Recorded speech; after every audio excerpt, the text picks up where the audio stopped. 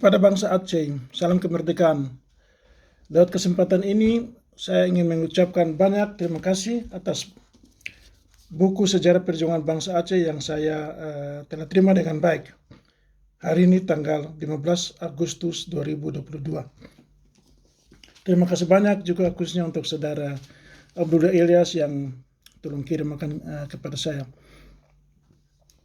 Hari ini juga bangsa Aceh memperingati MOU Helsinki, yang mana petinggi GAM terpaksa harus menyerah ke NKRI. Saudara-saudari bangsa Aceh, ingat bahwa perjuangan Aceh merdeka bukan tergantung dari mantan petinggi GAM, tetapi tergantung dari bangsa Aceh sendiri.